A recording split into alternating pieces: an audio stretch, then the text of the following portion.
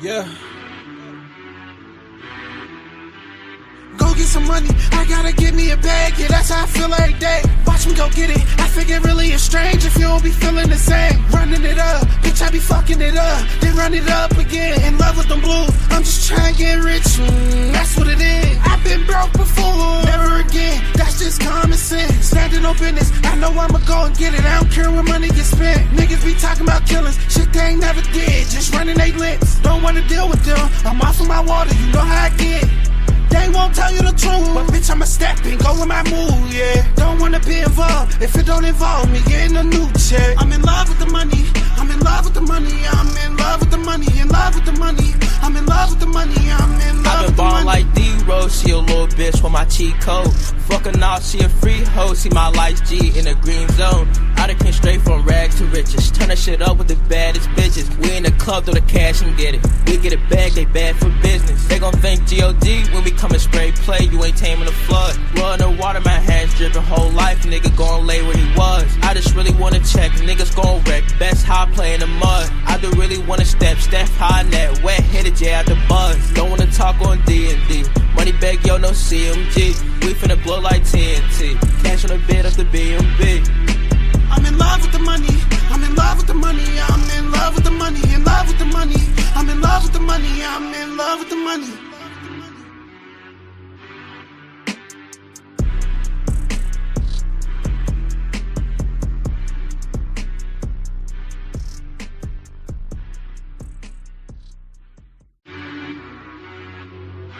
Rock bottle in the trap, boy.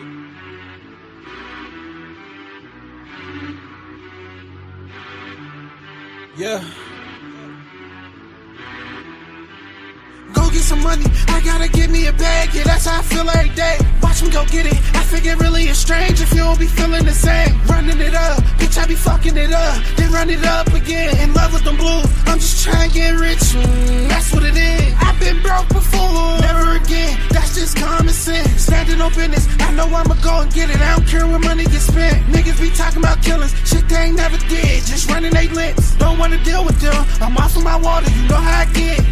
They won't tell you the truth, but bitch, I'ma step and go with my move, yeah. Don't wanna be involved if it don't involve me getting a new check. I'm in love with the money, I'm in love with the money, I'm in love with the money, in love with the money, I'm in love with the money, I'm in love with the money. Like D-Rose, she a little bitch with my cheat code. Fucking off, she a free hoe, see my life's G in the green zone. I done came straight from rags to riches, turn that shit up with the bad. What's going on, everybody, man? How y'all feeling tonight? Oh, I see I got a couple people in the building. What up, DJ? How you doing, bro? Big week today. Big week in fighting. Big fight week, bro. The first of maybe the most fabulous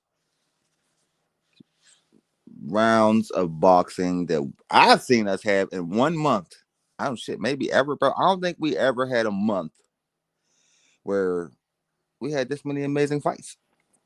It's going to be pretty fucking fun, starting with Benavidez versus Morrell. The Mexican Monster versus the overrated hype job who is in the ring with a heavy contender way too soon. If anybody got Morrell, you just trying to do a quick cash grab. You just like betting on underdogs. You don't really you're not confident. You do not think that Morrell actually is going to beat the Mexican Monster. Bro, listen.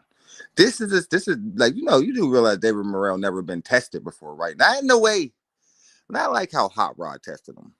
Like, Hot Rod kind of tested Morrell, like, it was the in and out boxing game, make you chase me, you know what I mean? I'm here to not get knocked out style of fighting. That's what he did to Morrell. Like, you know what I mean? He ain't never had nobody with the resistance of, nigga, I'm just as fast as you, I hit just as hard as you, and my ring IQ is higher. He ain't never fought nobody like that. That's what the Mexican Monster is. Like, everybody always talk that same shit with David Benavidez when they about to fight him. Oh, he's flat-footed. Oh, he can't do this. Oh, he can't do that. But in reality, he always looks way better. And I don't give a fuck what I said about the light heavyweight fight. Listen, he dominated that dude every single round. Oh, he ain't knock him out. I don't know if the power's translating, bro. Like, then you find out the Mexican Monster was injured.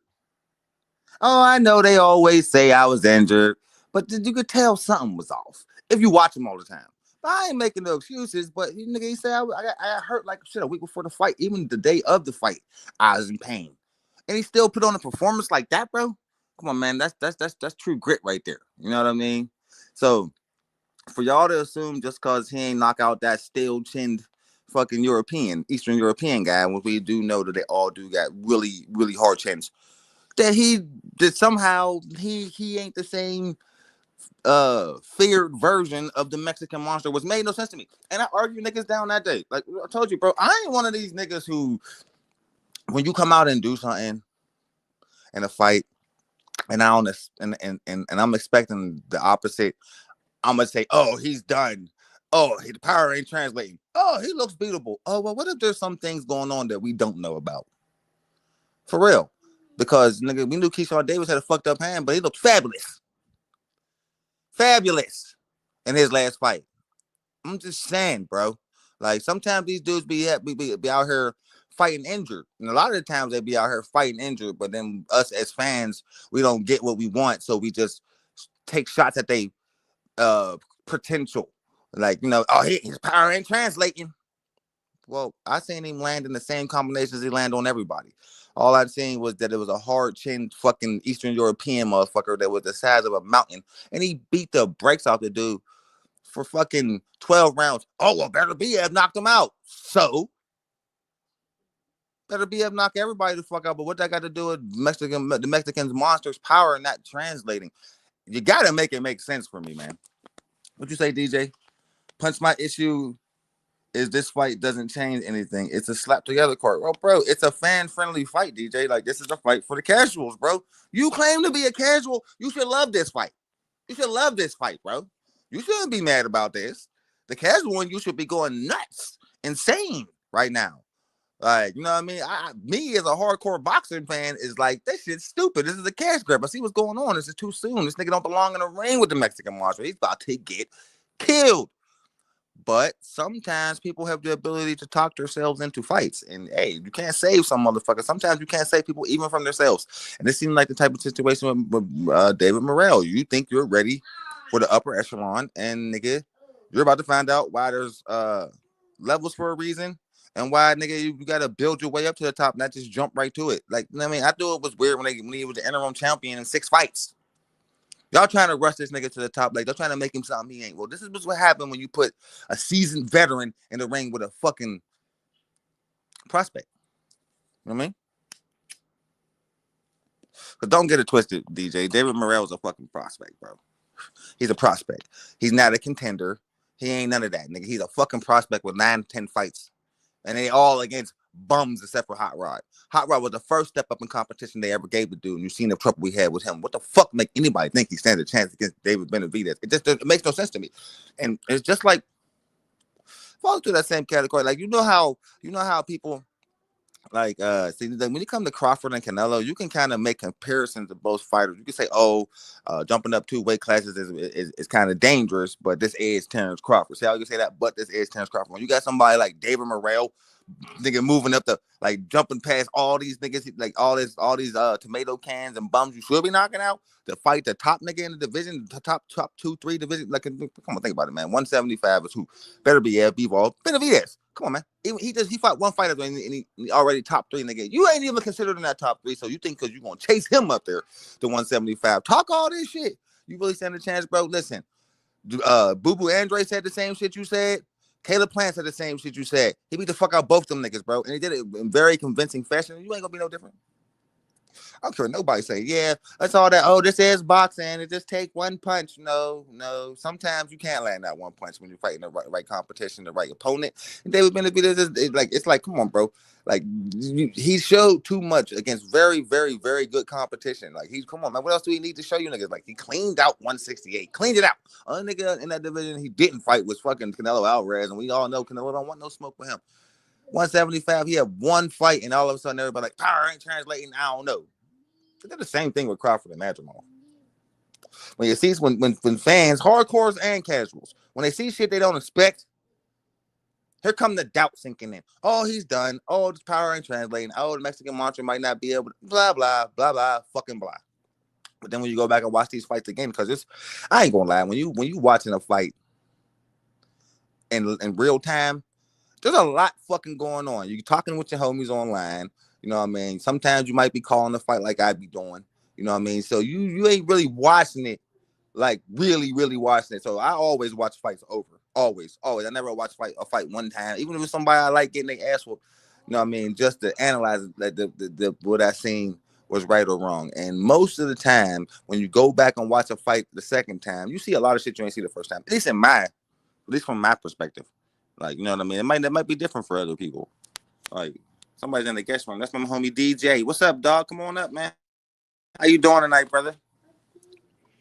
Keep me waiting for 25 minutes back there, Punch. Well, I was in the middle of talking. I wasn't even looking down at the screen and shit. I looked down at the screen and just spotted you there and shit. My bad, brother. How you doing, man? What's on your mind? I'm good, man. I want to have my pie and eat it too. I want to be a casual when it suits me, and I want to pretend I know something when it doesn't. So, look, when I mean it doesn't change anything. I look at it and you've just got 8 PBC fighters, and all they're doing is just moving the deck chairs. Right? If you're number 1 contender, you're now number 2 contender. So it's really just a PBC stable that have decided that they've got to do something. And look, I don't hate the fight. Don't get me wrong. I'm just not up for this one. Like it's just not exciting me. I'm excited. I like to see I like to see overconfident boxers get humbled, bro. And this seems like one of those situations. We're gonna see it twice. There ain't nothing wrong with being confident, bro. But there is a such thing as overconfidence, and you see it in boxing all the time. You know what I mean? And you get to see them get humbled in real time, and that's about to be what happened to Morrell and possibly Kid Austin. You know what I mean? I don't think Kid Austin is a prospect, but he ain't ready for Corey Stevenson, not in my opinion. You know what I mean? So I think we're about to see 2 fighters get extremely humbled in a beautiful way, and this is what happens when you rush people to the top. Like, I don't care what nobody say about Morrell or Kid Austin. Both them dudes ain't fought the competition or earned a shot at the title. Neither one of them. You know what I mean? So when they get humbled, you know, it's gonna be fun to watch. Because they and you know something else, DJ, this is actually kind of funny, is that Benavidez versus Morrell.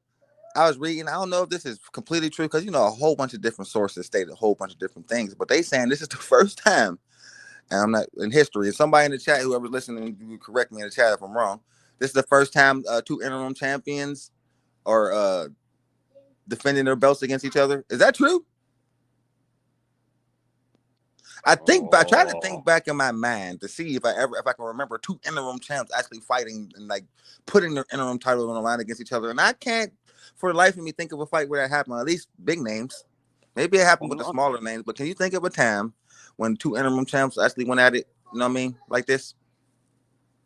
Look, you know, the hard part about answering that, particularly in the last 5 years at least, right, is that an interim champ is only an interim champ when it suits everyone involved, right? Because if you remember,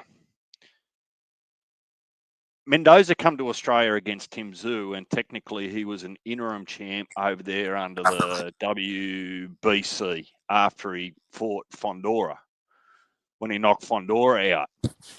And Tim wasn't allowed to fight for that belt. He was only allowed to defend his WBO belt in Australia. So Mendoza was interim champ there, right? But on the following card the next year, Mendoza got beat by Boachuk, got beat up bad, right? Boachuk didn't become the interim champ, but yet Fondora jumps everyone and gets the WBC and the WBO when he beat Tim. So when you talk about the interim champ, it's almost like just a holding space sometimes. It actually doesn't mean a lot. Yeah, it's kind of hard to understand, because and from my perspective, I'm thinking the interim champion is a guaranteed number 1 contender, right?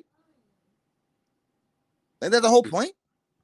Well, it's supposed to be, but that goes to shit, and I just gave you an example of that. Like, it's just, they just make it up as they go. Like, they do have the whole step aside money thing. You know, say you number 1 contender and they want to fight somebody else, they can offer you a little bag to step aside so they can fight this person. That happens a lot in boxing, a whole lot. I don't like it. I don't like it, but I understand it. It's the way So to what- get mandatory opponents out of the way so you can fight like for the big money. I get it. But the other thing is they don't advertise it that way. Like they don't advertise the fight as WBC interim versus WBA interim. Like it's just not the way that they advertise the fight. Yeah, they announced them like they're fucking real champions, and I always thought that was weird. Like because Bolchak was supposed to get some title when he beat old mate back in December when Madrimov pulled out. That's the way that they decided to actually just spruce up the fight, that there was some sort of interim title on the belt because they'd lost all views because Madrimov had pulled out. So look, it's a little bit of a gimmick the way they treat it these days. So look, I don't know. Maybe you ask RC because he's got a memory like an elephant for those sorts of things. Yeah, but, for those little things like that. Because I ain't sure, man. The crazy thing is for all the fights I've seen over the last 5 years, bro, I'm telling you, and I think Mark is on to something too. Yeah, unified Reggie Belts, no, it's never happened. Yeah, I don't think we ever seen two interim champs like this, like not or at least with solid names like these guys got. Well, I ain't gonna say like they say it's hard to even say David Morrell has a solid name, bro. He was an interim champion in his 5th fight. Like, why is this guy fighting for a title? What's the big deal? Like, I've never been like overly impressed by the guy. Like, you know what I mean? He's a good fighter. Everybody whose name you're hearing ringing bells in boxing are good fighters, but great fighters, they rare, bro. You know what I mean? And I think the Mexican Monster falls into that great, like, you know, great fighter, like, you know, future legend category. And Morrell ain't showed me enough. And maybe it's only because the motherfucker only had 9 fights. You know what I mean? But I give him 0 chance of winning this. Do you give him any chance of winning this? Detail? I mean, any. I'm talking about 1%. No, look, if I put anything off his last performance there on, what was it, Bud's undercard back on Riyadh season last year. Yeah, last year. That was a garbage performance. He should have just walked straight through his opponent on that night but look, that. Well, what did Hot Rod show you in that fight against Morrell? He exposed him a little bit. What did he show you? What how can you get to David Morrell? Hot Rod showed me 2 things. One, if you keep your distance and you stick behind your jab, you can give David Morrell a long day. Well, he needs you to come to him. Like, you know what I mean? He's not that good of a counter puncher. I noticed that about him. He's powerful, but he's not that best counter puncher in the world, you know? Yeah, look, I just don't think David was in the best shape. Like, I don't think he come in. Well, he said it. He was hurt. Like, oh, you talking about Morrell? Yeah, Morrell looked like he tends to fight to the level of his competition, which is dangerous in boxing. Like, I noticed that about him too. Like, if he don't respect you, he ain't gonna train hard for you. And laziness in the gym is gonna translate in the ring, you know? Well, look, the other part, when you look past what we're being offered, if promoters are going to put, I mean, the card's now. What's Benavidez? Benavidez is what, like 22-0 or something? David Benavidez is 28-0. Okay, 28-0 versus a 9-0 or a 10-0. Right, if that's the best your promoter can put together, first of all, the promoter's not looking after his boy at 9 or 10-0. Exactly. Right? He needs some more work, some more building, right? So it's almost like he's a sacrificial lamb. And the second part about it is that, hey man, you talked RC right up, DJ. He's in the chat. He said, Saturday night, we will witness history. A unification of interim / Reggie belts, WBC and WBA is on the line. Interim championship, that is. I swear, that's what I said. I never seen it before. That's why I asked that question, because I knew you was gonna be able to answer it. RC, facts. Thank you for that, bro. Go ahead, DJ. I'm sorry, I didn't mean to interrupt.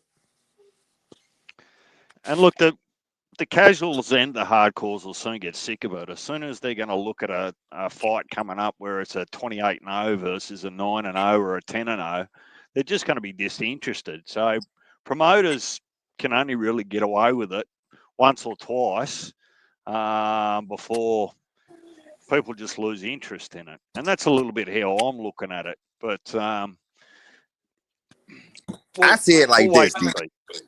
I see it like this, bro.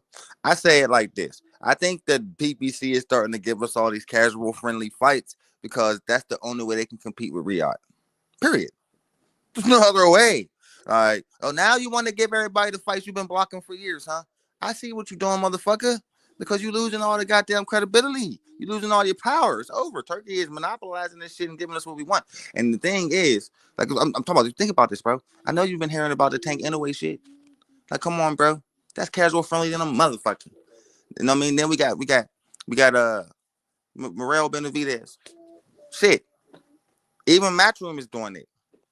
Kid Austin and Shakur. Come on, man. That's another casual friendly fight. But that's one that the hardcore fans like too. Like, you know what I mean? Just giving us cards isn't competing with Riyadh season. You've got to give us the same quality of cards. I understand that you want the same quality, DJ. I understand that, but that's hard to compete with, bro. You see the stables? You got every fucking promotional company over there, bro. You're not competing with that. You're not. You're just not. Like, he's actually been able to achieve the impossible. But so, what do you do when you can't compete with something? Right? You cater to casuals because clearly Riyadh is for the hardcore fans. That's for us. Like, we're getting the fights we want. Like, how much is the pay-per-view? $80. Now you're starting to see why I'm a little bit disinterested. Really? Well, yeah, that's why you got to get your Jack Sparrow on. You know what I mean? For shit like this. If you don't want to pay for this shit, nigga, yeah, steal it. No, steal the shit. Like, that's how you don't miss it. You know what I mean? And you still enjoy it. Now, is that the good thing? Is that the right thing to do? No. But sometimes you ain't trying to pay $80 to watch some bums. Like, I was going to steal the Tank fight until they put the Gary Antoine shit on there. Now I'm going to buy it. I didn't want to, but I am now. You know what I mean? Now, David Morel, Benavidez, I'm going to buy this fight because I like the undercard's not bad, bro. I actually like the undercard, man. I want to see how Pitbull rebound from a loss. You know what I mean? Against the same type of. Now, this Fierro dude, do your research on him, the dude Pitbull about to fight. That guy fight very similar to El Rayo. I think this is a chance to see if he could handle that type of boxing type of thing. I see what Pitbull and him trying to do. I'm curious. I want to see how he rebounds. There's a couple other fights on there that I like, man. I ain't gonna sit there and hate on the whole goddamn card. Do I think it's worth $80? Fuck no. You know what I mean? Because we got a motherfucker with 9 wins fighting somebody with like 29. It's stupid. But am I gonna pay for it? Yeah, because the boxing fan in me can't resist. Like, it can't resist, bro. And I think that's the part of the genius of PBC, because they'll add a couple fights here and there to where the hardcore fan will look at these fights and be like, oh shit, I want to see what's going on with that. Where the casual will be like, this card's trash. You know what I mean? So that's part of their genius. I can't argue with that, but I always come back to it's personal decision, really, isn't it? Yeah, for sure. That's all it is. You don't want to pay for the shit, don't pay for the shit. You know what I mean? But there's other options, dog. That's all I was throwing out there. Nah, I expect to get free commentary on that day. Definitely will, because you know me and Slick is calling that fight. I might have to send you an alarm clock.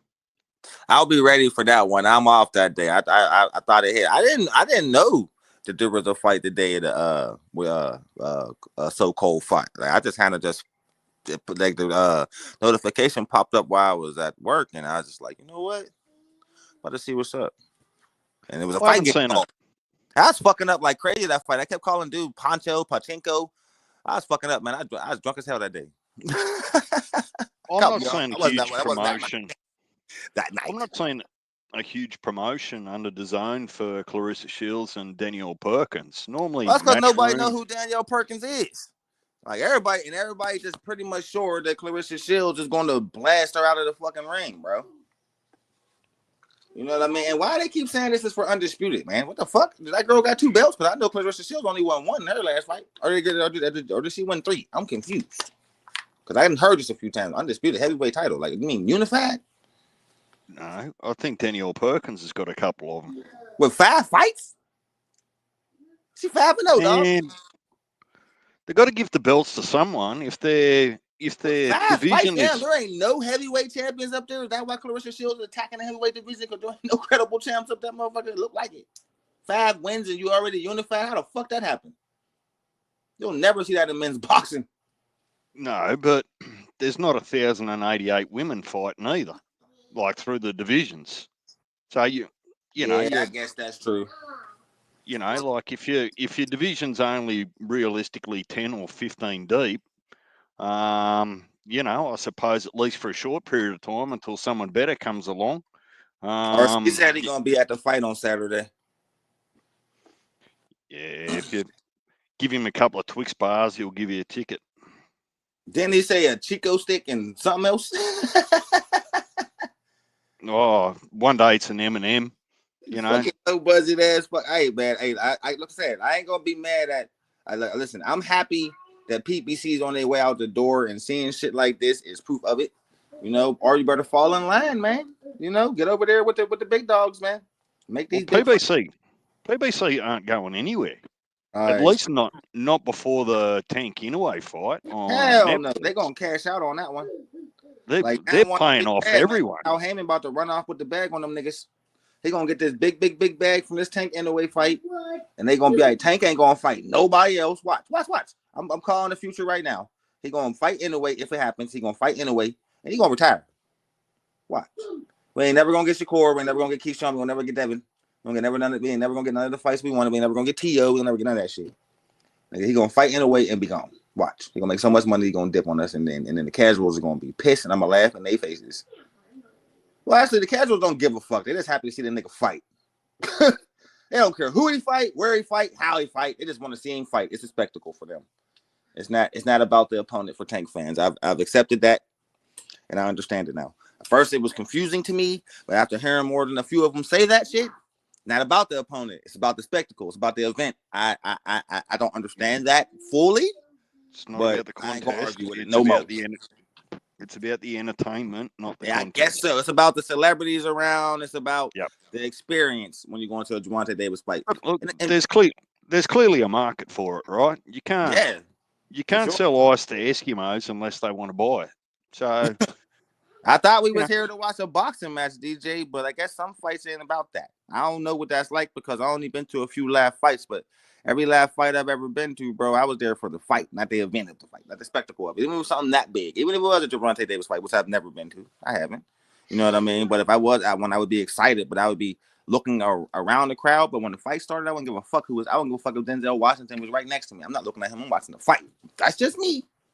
Yeah. Look, the other thing is whilst there is a potential marketing ploy in amongst all of it, is that you might get huge numbers, like even more than you expected, to watch that fight, and even Tank fighting on against Roach, because if the casuals and the semi-casuals and bits and pieces think, oh shit, this is the last or the second last time I'm going to get to watch Tank, I'm going to buy it and I'm going to tune in. So there is definitely a market for it. I mean, I'm not going to lie to you, bro. I talk shit on Gervonta Davis, but shit, there has not been a fight in the last 4 years that I haven't paid for from this nigga. Because I ain't gonna sit here and say I'm not a fan. I am, you know what I mean? And I do be impressed by the spectacle of his fights. But again, I'm a boxing fan, so that's why I'm there. I'm there for boxing. But I've noticed because my brother is a big Gervonta Davis fan, and he said the same thing. I'm talking about, it was like echoing what RC said, bro. It's like, it's not about the fight when it's Gervonta Davis, man. It's about the spectacle, bro. Like, it's everything. Like, it's like everything wound like tied into one plus the fight. And I don't understand that. Like, I don't understand that. Like, how can you be there to watch a boxer but not give a fuck about the boxing? But I understand that somebody is so popular and there's so many niggas in one place that it becomes a spectacle. So I understand that. And his fights are kind of like that. And it happens. And it happens with Canelo Alvarez fights too. You can tell they more of a spectacle than people. They're more for who's there than the actual fight. So I guess when you reach a certain level of popularity like them two, because I'm thinking about other than him, you know what I mean? Well, at least in America, then yeah, man, it becomes bigger than just boxing. And now I'm starting to understand that shit. I didn't understand that shit at first, and I had to give RC pushback on it. But when I realized the level of popularity this guy has, I get why they're like that. You know what I mean? I understand. And it's still personal choice. It's got to go both ways, right? It can't just go one way. Like, it's either you got to respect that people don't go much on him, but you also got to respect that a lot of people love him. But A you lot know, of people love him. the thing about boxing punch is it's actually one of the more difficult sports to pick up if you haven't done it at a young age or at a decent level, right? You Yeah. can learn the rules of NFL, you can learn the rules of rugby league, you can learn the rules of baseball, all those sorts of things. But combat sports, but UFC, boxing, martial arts, judo, even wrestling, right? There's such a technical sport and discipline that unless you go do it yourself or study like a bookworm, right? It's the technicalities and the skills are easy for you to pass you by, and you're just looking at it as a form of entertainment, if that makes sense. Yeah, it does. Now here's Right? where it gets weird to me though, DJ. This is where it gets kind of funny. Are Aussie fans like that? What do you Like mean? when y'all got like how y'all were for Zoo, was it more about the event or about the fighter? It was both, just It was a not. combination of both. It was both. Like, I mean, we've got the equivalents of yourself and Theo and Slick. You've got those sort of people that there's even one that Mark and I watch sometimes. He's ex-Commonwealth, Australian Commonwealth Games fighter. So he can talk to you about skills, holes, gaps, matchups. He can do all that, right? So that knowledge still exists, but it's just not on a grand scale. So it's a ratio of 100 to 1 or 1,000 to 1. You guys have got 360 million. We've got 30 million. So it's just not on the same scale. Yeah, our population about to get toned down real quick though, because the president ain't fucking around right now, bro. At all. So that 360 about to get whittled down fast. That's just me taking shots, fucking around with people, man. Because I was fucking with my cousin. You see what I put up in the group chat the other day? My cousin got an immigrant wife. I was fucking with him. Like that, make sure everything's in order with that goddamn green card. Ice pop up at the goddamn door. He got so mad because he's one of those like 100% like A1 liberals, like far left. Like Harris, like to the core type motherfucker. So he is furious right now with what's going on. I don't understand why nobody's surprised. Are you surprised by what's going on in our country right now, DJ? Look, I don't know. From an outsider looking in, I would love an outside perspective. Look, some of it makes sense. I understand that it's not for everyone, but some of it just makes sense. I talk about a pendulum moving, right? If the pendulum goes too far and is stuck all the way to the right, and doesn't sort of come back towards the middle, things are out of balance. And I think that people grab onto ideologies and political theories and just run with it until they've run with it for too long and gone too far with it. And evidently that history tells you that in most countries, whether it's immigration, laws, religion, whatever it might be, that once you get too extreme in one direction, there's all those people in the other direction that get left out and get sick of it and then say, well, right, it's time for a change. So, look, see, when it gets down to the conversation where, like, we talk about immigrants, but we ain't talking about immigrants. These are illegals. That's the difference. No, I'm just using that as an example to say that, that if you've got a spirit level and you're propping up one end and you keep propping it up, you've gone past parallel and now you've gone all the way the other way. So, look, I won't lie. Look, I like some of the stuff. I'd like to see some of it. We don't have exactly the same problems, but we've got some of the same challenges over here in society. So I'd like to see some of it be adopted over here. But the Yeah. reality is, it's like comparing an orange to a mango. The only similarity is they're both fruits. Like Yeah. it's just not the same. So you Coming can't from just the get. perspective of a Black American, you know, a foundational Black American, coming from our perspective, we're on some shit like it ain't our business. We stand out of it. That's how we looking at it. Shit don't got nothing to do with us. Yeah, that's okay.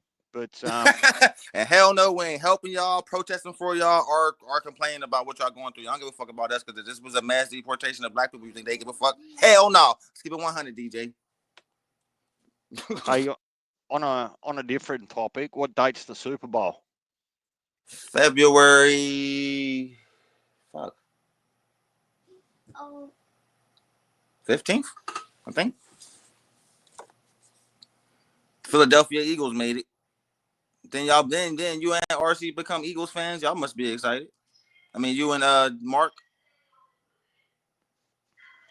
Well, we started to, but then if you remember, then I got that NFL Game Pass on DAZN, so I could try to start tuning in. But all that was ended up happening is the equivalent of my Sunday nights. Those live games were getting played at 1 a.m. on a Monday morning, for example. So It don't be like that Super Bowl, do it? No. But like just to try and get into the actual season. I mean, we were talking about this 2 months ago or whatever. There was enough time to really get into the conference and get into the season and get involved. But I just found it too difficult on the live timelines to actually, unless it was by luck, I couldn't watch them. Oh, that sucks, man. Yeah, so I sort of drifted away in that sense. But RC normally keeps me up to date if I ask the question. Him and I talk about all sorts of sports. RC was the only person squad. Them RC and TO squads, they ain't make the playoffs. Me and Slick's teams both got eliminated in the first round. And 9 squad made it to the bowl again. Again, but they got the best player in the league, man. So it was expected. They had the best record in the league too, so it was expected. Are they going to win though? I don't know. The Eagles got the best defense in the league and one of the top offenses, where the Kansas City Chiefs guys just got one of the top offenses. Their defense ain't the best, but they got a solid defense. Is anyone telling 9 to go and hide all the knives and sharp instruments? And 9 called me immediately after the game. I couldn't answer though because I was working. But he always called me talking shit. He's excited though because this is like their 3rd straight Super Bowl. So like if Pat Mahomes was to win, he would be the first quarterback to win the Super Bowl 3 straight times. I never happened before, so he would do something even Tom Brady wasn't able to do. Well, our bloke Nathan Cleary just went and did exactly that in rugby league. Won 3 grand finals in a row. That's next to impossible Super Bowl wise. So I'm guessing it's the same way with rugby. It's never been done in history. So that's how impossible it is. Impossible. So we'll see. If there's anybody that could do that, it would definitely be Pat Mahomes because he's a bad motherfucker. I give him that. He is. You know what I mean? But I want to see him lose. I said it. I never thought I was gonna be able to say that. I want to see them niggas lose. You know how it is, bro. You kind of get tired of seeing the same teams win over and over and over again. Even if it was my team, I'll feel that way. Like you want to see somebody else win, but in reality, the Chiefs is gonna be the favorite. You know what I mean? And it's gonna be fun to be over on Slick's channel and watching G Fish and Nan go at it, bro. That's gonna be fun. I heard that Jerry Jones was about to sell the Cowboys. Is that true? I think that was just a rumor, man. And if he is, I didn't think I ever lived in a reality where that would happen. So that's one of them things where you just gotta wait and see, man. But he is getting pretty old, so maybe none of his kids want to run the team. That's usually what they do. He's not Bob Aramold. He's getting there. He close. He close. What? Jerry Jones wouldn't be 90. He's in his 80s. Yeah.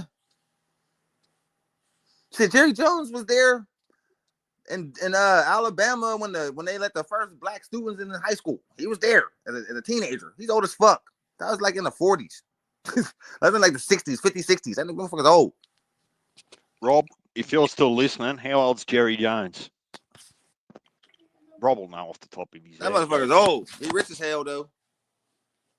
But I don't think not, like two not young from the doing it. Cowboys. Isn't he a oil tycoon? Jerry Jones? I think that's how he got his money. But he didn't make so much money from owning an NFL team. I'm sure he don't even need to do that shit no more.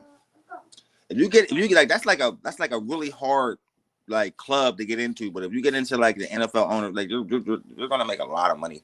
Like the NFL gross $7 billion a year, and they split all that shit, and they do it easily.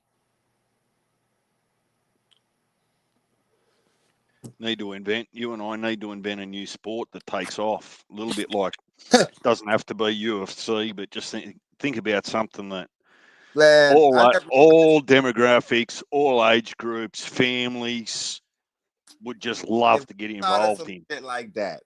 And it got big. The big corporations would come and buy that shit from us so fast. They will never let us. That's what happens when you come up with great ideas. A rich ass company come and put a boatload of money in your face, and they take credit for it.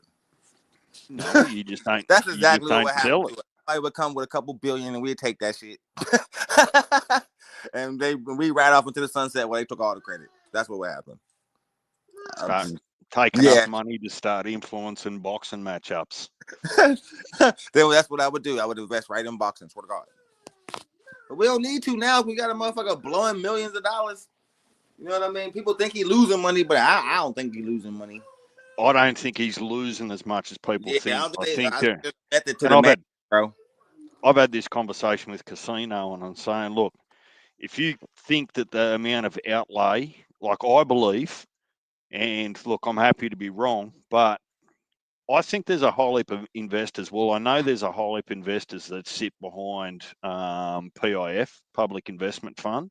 Mm-hmm. So I think what they're actually doing is they're divvying up all that investment, and some of it doesn't look exactly kosher, but all of that investment is just divvied up into all those sections under Public Investment Fund, whether it be entertainment, sport, and those sorts of things. So they're not really spending their own money, if that makes sense.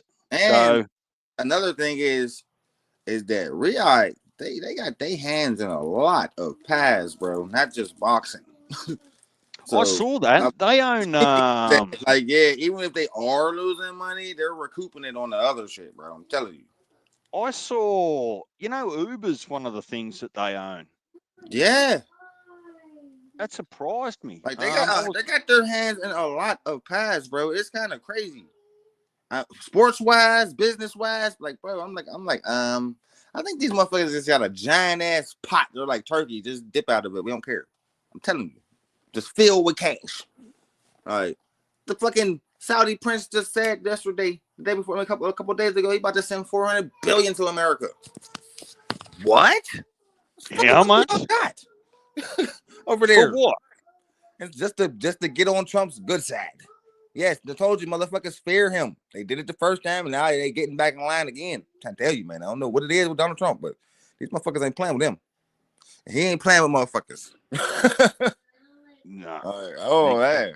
This shit's getting it's getting interesting over here in America. We're gonna see where it goes. As long as the people of America are better off, really, that's all that matters. That's pretty much what it's about, man. That's it. Like, so it looked like like all that soft ass shit is going out the window, bro. And you know me, man. I'm a man's man, so I'm all for it. Get that soft shit out of here. Finally got a man running the country, all that software shit. Get the fuck out of here with that bullshit. Yep. So you know how I feel about that type of shit, DJ. I ain't gonna go scorched earth online right now about politics. I don't really care about that shit, but it's very interesting to watch. Look, it's like someone's just thrown a fox in the chin out.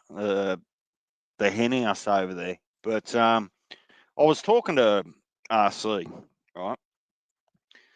And because we talk about all sorts of different sports and bits and pieces, and I said, look, if I ever came to the US, it wouldn't be to watch rugby league, right? I can watch that shit any weekend I want, right? Yeah. And it really doesn't cost that much. So why would I fly over the other side of the world to watch a game that I've been able to watch anytime I Especially want when you over got so here? many options. You got the NBA, NFL. Well, that was my EPL, it's point, all going right? on. Yeah. I said one of the things I would want to go and watch your sports, and I reckon that one of the ones that would be on the top of my list is to go to ice hockey and cross me toes and me fingers that they just had a massive brawl on ice. I'd love to watch that. Oh yeah, man. You want to come check out? You want to come over my way then and check out the Penguins? We got one of the best hockey teams in the world. It's Yeah, still Pittsburgh. violent, is it? Or they've had to tone that shit down? No, they still fight. But they never gonna take fighting out of hockey ever. But so you can't smack people with hockey sticks. You know what I mean? You can't kick niggas with your skates, shit like that. But they do that shit sometimes. Like, but like other than that, yeah, fighting don't never leave hockey ever. What do you There's mean? What? They want to kick you in the shins with the fucking the man, skate. I seen a dude like trip and fall, like he slipped and his like leg flew up and his blade like went across the dude's neck. Like, yeah. Seen it a few times in hockey. Kind of scared the shit out of me about that sport. I never wanted to fuck with that. That's why you don't see many black people on ice hockey. We like to fight, but fighting on ice, that's white people, y'all got that. But they really just be holding each other, just punching each other in the mouth. There ain't no squaring up, DJ. It's like I grab your jersey, you grab my jersey, and we just punch until somebody get knocked out. That's fair enough. That's how it goes. But even some of the checks and the hits where they're putting people into the glass. You ain't been to a hockey game till you seen somebody get checked through the glass. I seen that one time in my life. That's rare. See, that's okay, rare. so that's nearly now at the top of my list if I go to the US. Yeah, like I that's rare to see somebody get checked through the glass. You don't see that too much no more. Like I seen that one time. That's awesome. You see big hits though. But like there's a lot of rules and funny shit going on in hockey. Like if you don't really understand the sport, you'll be confused as fuck. Like you can't, like the star player can't say we down 4 goals and there's like 3 minutes left and the star player from the other team is still out there, right? Yeah, he ain't supposed to be out there. So somebody from the other team was gonna go over there and punch him in his motherfucking mouth. Just for being out there. Like, yeah, it's a lot of crazy shit going on. Start jamming his stick all in his neck. What the fuck? Like when I first seen a hockey game, I was so shocked by what was going on.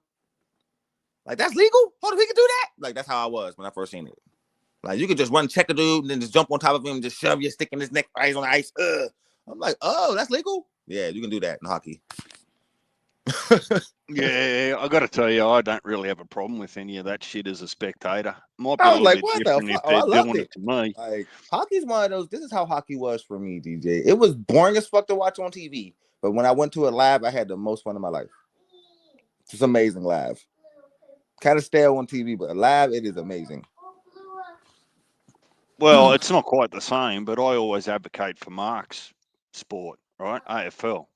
Watch it on TV, it doesn't do much for me, but I've been fortunate enough to go or force myself to go to a couple of live games. Oh, and it's next level, right? Because you get to see everything that the cameras can't capture just on the telecast. So there are those sports, a little bit like motor racing. I don't know if you've done. I was born in Bathurst, so I grew up with the Bathurst 1000, right? Back when it was rough as guts. Like, you know how old I am. So just growing up through that, watching that race live, and now watching it on TV, the atmospheres don't compete. So there are definitely sports I think you have to go and watch live. Yeah. You have to.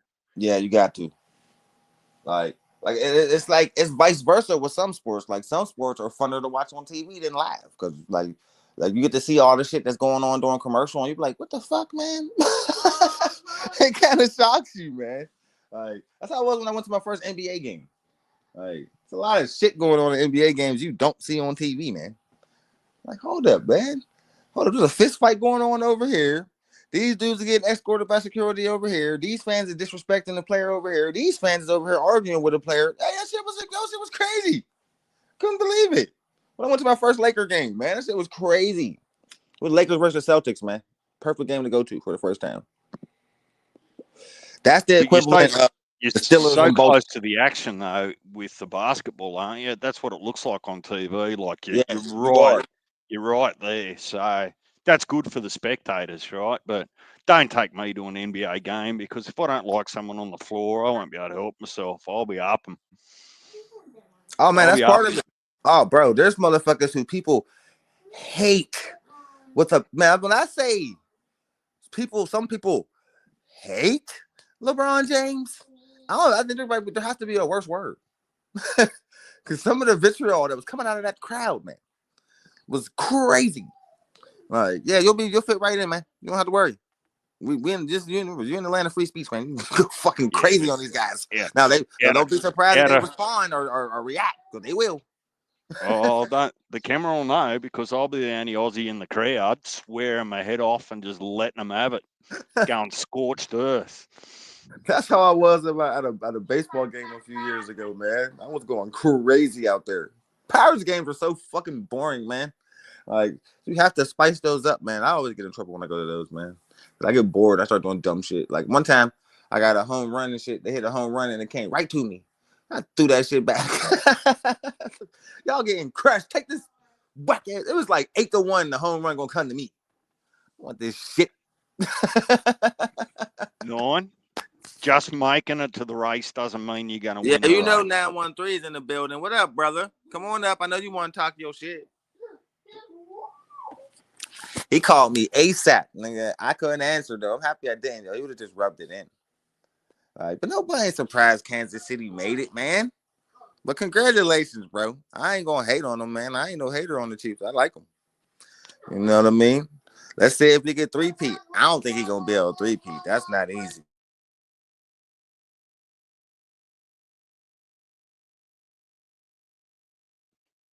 I'm just waiting for him to pop up punch. Just sitting here. Yeah, he probably gonna pop up in a minute or just dumped in to talk some shit real fast. He talking shit to everybody right now. Best believe that. When your team make the Super Bowl, you talking shit to everybody. Yeah, well, he's got 2 weeks before the Super Bowl, hasn't he? And he gonna talk shit every day. What do they have such a break between them? We all gonna talk shit to him. See, that's the thing. See, that's the thing. When your team make the bowl, they gotta win that bitch. If you talking shit, they better win. Why is there such a long break between the last qualifying match and then the Super Bowl? Well, it'd be like 3 weeks, wouldn't it? Well, they have the Pro Bowl in between. You know what I mean? So it's like that week off. That week's the Pro Bowl. You know what I mean? And then it's the week practicing. What's the Pro Bowl? College? It's like the All-Star game for the NFL. What? Y'all got like games of rugby where all the best players from each team or all around the leagues all come together and play like a game just for the fans. It's an All-Star game like that. Y'all got stuff like that in Australia? Yeah, but they don't have it near the finals because you want the best players, and quite often the best players are in the players that make the Super Bowl. They get alternated out. You know what I mean? For players who came close in voting, because you know only the fans vote for the All-Star game. So Pro Bowl, that's all we vote the players in. Like that in every sport over here. You know what I mean? The fans vote the players in. So if you get voted in and your team make the Super Bowl, you know what I mean? Then y'all get alternated out. So who gives a fuck about the Pro Bowl when I'm about to play for this ring? So most players, that's a fair trade, right? Yeah, exactly. So that's a little bit like State of Origin over here. So our biggest and best games are New South Wales versus Queensland, State of Origin Rugby League. That happens sort of mid-season. They're 2 weeks apart, and that's the pinnacle. Not everyone wants to win a grand final, wants to win the season, of course, but the best of the best are playing New South Wales versus Queensland. Hold up. 913's down here talking shit. Hey, y'all ain't our daddy, nigga. Y'all beat us. But we don't play y'all enough for y'all to be our daddy, bro. Y'all beat us like 3 times in like 6 years. Can't beat it. Like, you know how we do, how we like 12-3 against the Browns. See, they are sons. That's the type of record you gotta have against a nigga for them to be your sons, bro. So no, that don't work. Y'all beat us. Y'all won, but daddy, fuck out of here, nigga. All right, go ahead, DJ. My bad. I had to respond. See, that doesn't work in our culture. Just be careful with that around Aussies, right? You don't want to be suggesting that another male's your daddy. You're Man. just you're just implying. Think about it for a minute. You're just implying the wrong thing. Women, It's so women insulting, ain't it? I know it's insulting. Oh, that's let's DJ. We're equally as insulted over here by that. So, like, yeah, I understand where you're coming from. Man, if you swing that way, good on you, but just don't fucking bring me into your circle. Like, ain't nothing worse than another man saying he your daddy. So you gonna be ready to that. Them just like almost A1 fighting words. You know what I mean?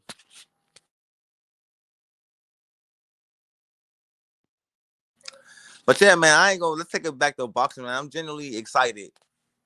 You know what I mean, for this weekend, man. None of you ain't. You probably ain't DJ, but I like to see bums get exposed, man. I like to see overrated niggas get exposed, and I think Morel's overrated. So Yeah, I'm good for that. And we I got will definitely eat crow and enjoy it. I'll be stunned. I'll be stunned if David Morrell wins. Stunned. I'm talking about Buster Douglas, Mike Tyson stunned. I'm talking about Tarver, Roy Jones stunned. That level of stunned. Like, you understand?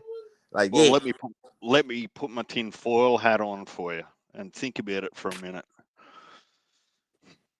What happens if the outcome's already decided in favour of Morrell? How well does that suit PBC just to have an automatic run back? That blows up in their face, and there's definitely going to be a rematch if that happens. Because I don't think PBC's give Morrell a chance in hell to win this. You're not hearing me properly. What happens if some brown paper bags have changed hands and Morrell's already effectively going to be the winner? Don't get my mind turning about that crooked ass bullshit, DJ. All that's going to do is get me going. And I hope no crooked ass, snaky, demonic shit like that is going on behind the scenes, bro. You know that, bro. But this is the fucking PBC we talking about. But I don't think they that ruthless the cause of the downfall of one of their cash cows, bro. It would be dumb. They don't got not many. If they run it. It's like not if they run it back. Got Tank and Benavidez now. Like, who else they got, man? It would be stupid. So I think if that was going to happen, it would be for the Mexican monster, not a nigga with 9 wins. I'm just saying, maybe. Look, I see. Because think about it. Look, that makes me think of the odds of the fight, and the odds ain't high enough for a fix like that to be in. You know what I mean? Now, if the odds was crazy high, maybe some crazy, sneaky movie, demonic mafia shit like that would be going on. But I don't think so, bro. No, we'll see. I hope they can't let the odds blow out because then everyone gets suspicious. You got to keep the odds tight so that the fix is believable. Man, what sort of strategy you got over there, Punch? I thought you'd be all over this. Now, interestingly enough, I see that Mel Charlo's now calling out Bud. Oh, bro. Don't get me started on that shit. I was going to talk about it, but I was going to say that for when I jumped on somebody else's stream. But go ahead. How you feel about that? That's just I'm trying to get some clout now because this time when the sun is over, everybody lost respect after the Canelo performance. Nobody want to see you now. I get it.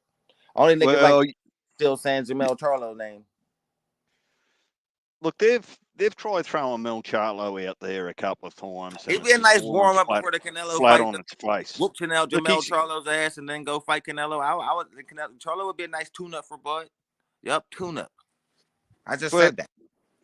As long as Mel's at like 160 or 168, I want Bud to have an acclimation fight at a higher weight as a tune up. Does Bud need it? I don't know. Look, Man, I'm trying to be respectful, bro. But like, come on, man. There was some shady shit going on in that game, nigga. You know what I'm talking about, nigga. Like I said, when niggas be saying that the league is cheating for the Chiefs, nigga, we got clear evidence in that championship game. Stop it, nigga. They stopped the Bills' momentum a couple times, nigga. Don't get me started on them niggas. I'm trying to be cool, nigga. All right, man, let me tell you, some of those dodgy calls were even bruh. on our There was some mainstream bullshit going on. sports news. Like, Think about that. Yeah, Think about that. Bullshit going on in that game, nigga, and everybody seen it. Stop the cap, nigga. Y'all Controversy. Stop it. All right. Niggas and shit like that been going on for the Chiefs all season. Stop it, dog. They want them niggas to be the new Patriots, nigga, and we all see it happening right before our eyes, bro. Stop the cap. All right, Chiefs I'm trying to give y'all respect and a little bit of props for making it, nigga, but they ain't like y'all ain't have some fucking help, nigga. Yeah. Yeah, look closely at the Chiefs roster and see if Al Heyman's in there as an advisor. There might be somebody over there pulling some major strings up there for the fucking Kansas City Chiefs, nigga. Because them motherfuckers was getting some help, boy, because that definitely was a first down. Stop the cap. Yeah. Everybody was talking about that shit, nigga. They been cheating like that for them motherfuckers all season. Stop it, boy. You better enjoy that Super Bowl berth, nigga, and quit acting like y'all got there on your own merit, nigga. Y'all had some help. Yeah, y'all beat us, nigga, but nigga. Yeah. You know it's bad. You know it's bad when hey DJ, they gonna put an asterisk next to the Super Bowl when he keep on talking shit, nigga. No, you don't want niggas to talk about that type shit. You want to enjoy your Super Bowl and go to that press conference and shut the fuck up, nigga. But you keep on talking shit, nigga. Everybody gonna keep talking about that shit. Listen, I'm just here to say that you know something's up when it makes international news. That's all I'm saying. They talking about that shit in Australia, man. That is the first down. We all know it was.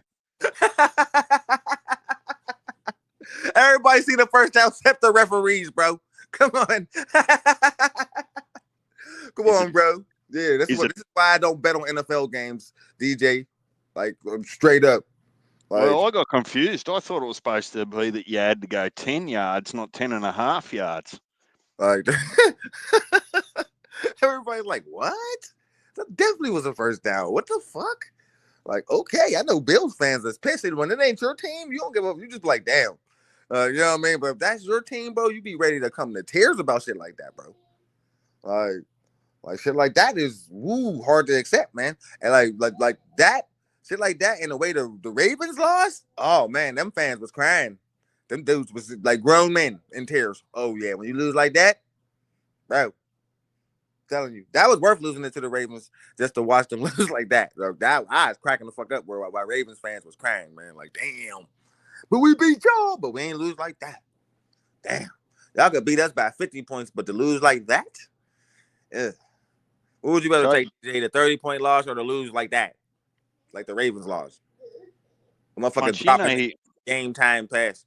Whew. You know how you were saying at the start of like your intro there that you weren't sure whether that you'd had a more interesting or exciting month in boxing for a long, long time. Man, this might be the best month in years. Well, I reckon that somewhere around August or September last year, with a couple of Riyadh season cards, and although it was on Netflix, the Amanda Serrano and Katie Taylor, I reckon there was a month there that we were definitely on 3 weekends out of 4 in that month, because there was some good cards and fights going on. I feel like it was about August, somewhere around then, because I remember just backing up every weekend, going, fuck, here we go again, because I remember I had to get up at like 1 a.m. to watch some of the Riyadh season cards. So yeah, these cards are fabulous. So I'm thinking you will not want to miss none of these upcoming cards, bro. Because February 22nd, bro, is going to be insane. I'm so excited. Well, that and I actually Punch is calling it propaganda. Yeah, fucking propaganda, man. All right, so everybody's eyeballs on the planet, we all got Jedi mind tricked in. Only Chiefs fans seen that as a stoppage in the NFL refs, bro. Right? The whole world is wrong, and only Chiefs fans and the NFL refs was right. Fuck no. Miss me with that propaganda, yeah, against everybody else. That shit was bullshit. You see how CL fans be, man. When they see how Chiefs fans be, I wouldn't even been able to say nothing if that was me. If I was a Chiefs fan and I see that shit happen, I would take it. Hell yeah, I'd take it. But I wouldn't argue. That's why he just said propaganda. That's all you can say. You like, shit, I can't even argue that. You can't. Like, it was too clear. Like, damn, how the fuck did they not call that the first? Okay. Happy that wasn't my team that happened to. Because we'd be going crazy over here in Pittsburgh. Ready to burn down the city, bro. What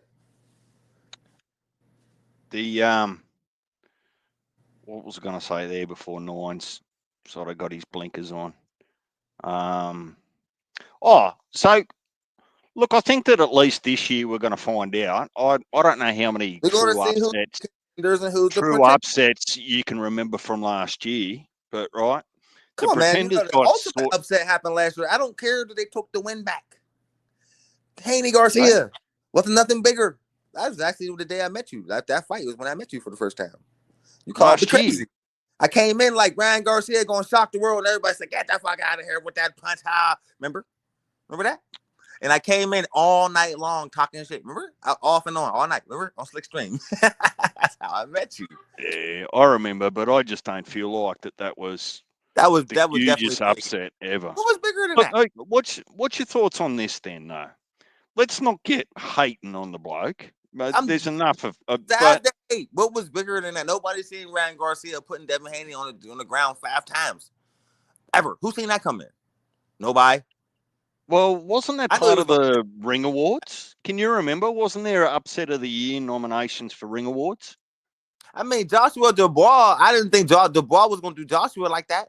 But only thing that made that, like, upset-wise is because Joshua, the way he tried to get up, like, when he tried to get up with his face, that was hilarious.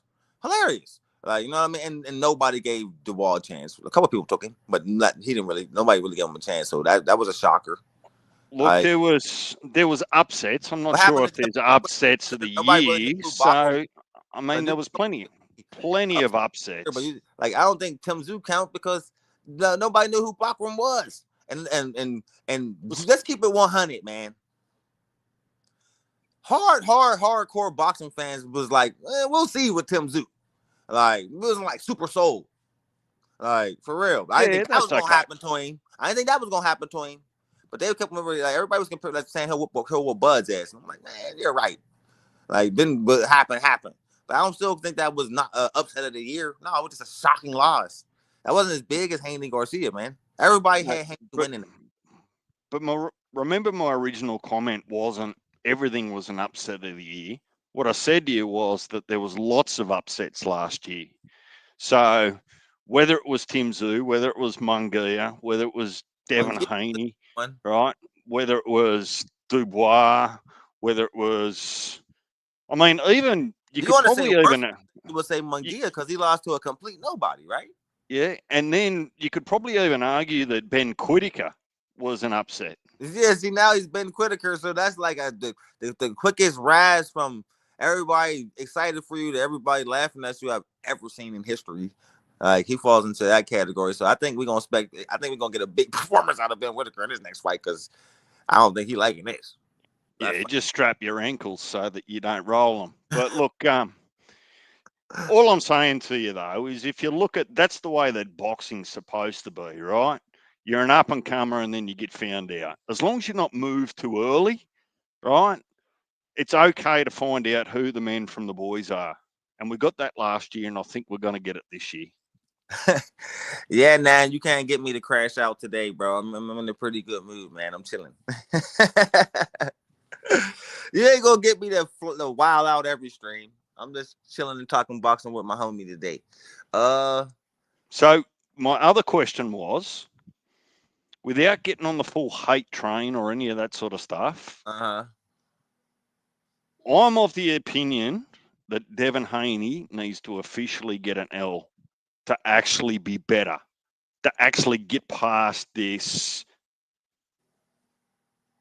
perception that the O is the only thing that matters. Because I think if he takes that L, as long as he can recover in bits and pieces, I actually think that he's going to be a more settled individual.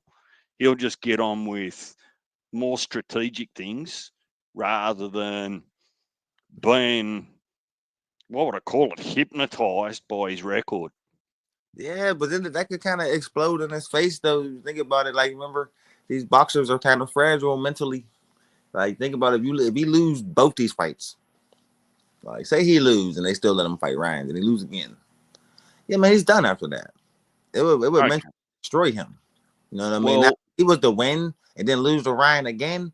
The hellfire that we gonna rain on him, he gonna be done again. Like, I don't know, man. I see where you're going with it, but like the dude already showed how fragile his mind is by suing a nigga for battery. So it's like, how, like, to really get beat, like to really lose and have no excuse. Man, I don't know, man. I don't think he would be humble. I think he would complain even more, bro. see, I actually think dropping that lawsuit, regardless of whatever conversation he had with Turkey Al-Sheikh or other, probably saved his career. Because if he'd have gone on with that, I still don't reckon anyone Blacklisted. would have. Yeah. Well, just the people that he'd want that are worth big dollars, like, don't want to risk their reputation against a lawsuit. It's just, I call it just simple maths. But look, I was just thinking, like, throughout the week, and I thought, well, I wonder where Devin Haney's head's at if that L was stamped with his permanent record. He doesn't have to worry about that anymore. His dad can stop talking about it, and it's just time to move on into the next stage of your career. Because give me 3 fighters that were better after they took a loss, in your opinion. El Rayo. You can go back as far as you want. Anthony Joshua and Tyson Fury. In that rematch, he looked way better than he did. Even though he lost, even though it's debatable, because a lot of people think he won. You know what I mean? Yeah, he looks much better than he did in the first fight. So I'm going to use 3 names from now. You know what I mean? Because some of the I ain't gonna go all the way back, and some of the top dogs like Sean Porter looked good when he came back from his first loss. Kell Brook looked good when he came back from his loss. A couple people came back looking pretty good. You know what I mean? Shit, even like we thought like let me see who else. I'm trying to think of somebody else. Rolly, even that fucking bum, after getting blitzed by a pit bull, came out and won his next fight and looked kind of decent doing it. Like, remember I called this fight and I was like, oh, this nigga don't look like completely trash. Like, he clearly won that fight. Like, so, like, any names you could think of? I see that. Am I hearing and seeing that Boots and Stanionis is now official? Yeah, that's gonna be a good fight. Now Boots finally trying to put a name on his resume. We're gonna see. I got Stanionis. That boy got a chin. And boxing skills. This is about to be fun to watch. So does Boots fall out of that kind of tournament setup? I think Boots can only fight coming forward, bro. Hang on. Does Boots, if Boots gets beat by Stanionis and Stanionis becomes unified, does Boots fall out of that tournament they're setting up between Haney, Teo, Ryan, and Boots? I don't know. That's actually a very good question. I'm gonna do some research. I would think more than likely though. Like, I think it's a contingency you have to win. Like, why should I still give you an opportunity after a loss? So I never agreed with shit like that. So I'm pretty sure it's contingent upon winning. So if Stanionis win, I'm pretty sure Stanionis will get the opportunity, right? Oh, well then that's okay. Well then that's just a different equation. Wouldn't you? Like, I think that's the fairest way to do stuff like that. Well, what I'm saying, I think what I learned from last year is Riyadh season comes up with what we as fans look like as a plan, right? to sort out a division or sort out the men from the boys. But where you get the upset victories, it's not the end of the world. They just find a replacement for them and just keep moving on, which I like, right? But sometimes it just doesn't have the build-up that the original plan once had, because all things went to shit because they were trying to get a Wilder Joshua fight out of Riyadh season 23, and Wilder got beat, right? So that fight just went to shit. So it'll just be interesting to see. One of the things I'm liking about the boxing starting, whether it's February or March, is the conversations are more about the fights that are going to happen are signed and we're going to get, rather than speculating about what might happen. Because when the fights aren't happening, everyone wants to talk the same subjects, because Tank and Inoue got talked to death. Canelo and Bud has already been talked to death, right? And I've been saying it to you boys for a little while, and I said it to Slick there the other night. For so long, the fans were complaining they're not getting the fights. Now they're getting their fights, and they're looking past what's right in front of them. February, it should be good for fans. Yeah, I think fans G'day, are. Nine. What up, man? Hey, what's up with you fellas? Man, I tried to trigger you early, man. I tried to get you to crash out. You wouldn't bite. Punch must be in a good mood. But you know what, though, Deej, bro? You absolutely right, bro. For real. This is a hell of a card, bro. We got a hell of a schedule. It's fucking incredible, bro. Literally, bro, last year, 2024, all the trash got took out. All the trash got took out. You know what I'm saying? And I know y'all probably noticed, though, like when we do these lives or whatever, a Devin Haney subject could come up, or even a Crawford subject could come up. And I'm really wanting to deep dive into this Madrimal Ortiz fight, because to me that's the shit. That's a really exciting fight to me. And people ain't talking about that shit enough, man. Bro, that shit should be. That's huge, man. Fuck the past. Fuck all the bullshit. This is the future of the sport. These two guys are young and they not going nowhere anytime soon. Bud, we love you, bro, but we know you trying to cash out. Canelo, we love you, bro, but we know you trying to cash out. These dudes is old, man. So, they kind of, I understand what it is, bro. I think because people haven't got fights for so long that they kind of excited, and now they trying to run out of possibilities of fights, with these older fighters, bro. But that shit's about done, man. Right in front of us, bro, that Virgil Ortiz fight, Jamal, that's the shit. Yeah. I'm thinking about picking Madrimov, to be honest. I'm a big fan of Virgil. Bro, I've been bouncing back. I don't know, bro. I'm still split between that one, man. I don't know yet. I'm honestly thinking about, and I'll make my decision in the next couple of weeks, but I'm not adverse to actually picking Madrimov to win that fight. But my only stipulation is that Virgil doesn't get thrown to the actual bottom of the rankings and doesn't get another opportunity. Right? He's a good enough, he's big enough name, but there's just something about it in my gut that just says, I think we might have underestimated the man once. I'm hesitant to do it again because Virgil is not a Bud Crawford. And he looked like shit in his last fight. Who? But you know what though? You know what? Well, he got knocked down twice. You could argue that on a different day, he might not have won that fight. He shouldn't have won that day. They robbed Boacek.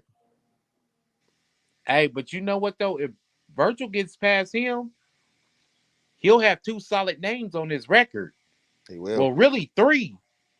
You know what I mean? Think about it. He fought Mean Machine. He fought Mean Machine right after Bud fought him. Got hurt just like Bud and stopped him just like Bud. That's why people say Mean Machine ain't shit, because he came off of 2 straight knockouts. And the 2 straight knockouts was Bud and Virgil. Your promoter didn't give a shit about you, huh? And then but think about it though, that Boychuk win, even though it was a close fight, and fuck, some would say that Virgil lost that fight. On paper, he got the win.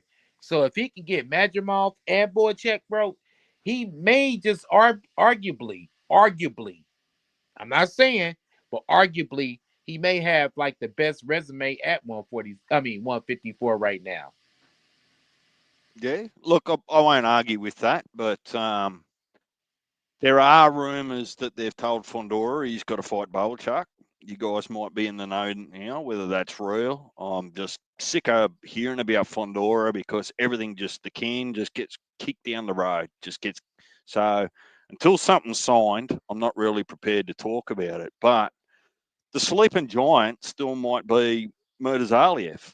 We haven't seen him since Kimsey. Bruh. Don't nobody want no smoke with him after that team, bro. Who been calling him out? Nobody. I'd like to see him versus Boychuk. That would be a good one versus Boychuk. Hell yeah. Oh, man. That's a great opponent. Think about that. One's got a good right hand. One's got a devastating left hook. Bro, that makes for fireworks. Both heads like concrete. Man, Turki Al-Sheikh, if you're listening, go and put a tournament at 154. Like, the prospects is going to be awesome, right? But just grab all the talent at 154. That'll be a lot of money, DJ. Everyone, that'll be just. That would cost. That would be 3/4. That would be a lot of his budget trying to sign all them big name motherfuckers over there at 54 with his fights. He's already got them. Names over there, bro. They gonna want paid. He's already got them punched. That's the thing. The only ones he doesn't have is the PBC. Fondora, Spence, Mel Charlo. He's got everyone else. Mel Charlo's used to making $10 million a fight. Spence used to making $5 million a fight. And Fondora just got 2 to fight fucking Tim Tszyu. He ain't gonna be trying to pay them that. Is any of them worth that? No. Hell no, bro. Hell no.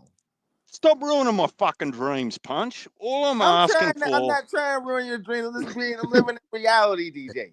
You want to talk about ruining dreams, man? The other day, me and Deej was on the phone, man. Oh, fuck you, man. I slept in the fetal position all night, sucking my thumb after that conversation. Yeah, now we'll hit you with some shit that'll fuck you up, bro. You know those off the record conversations hit different from my god live, bro. Now I don't have you like, bro. Why you just tell me that?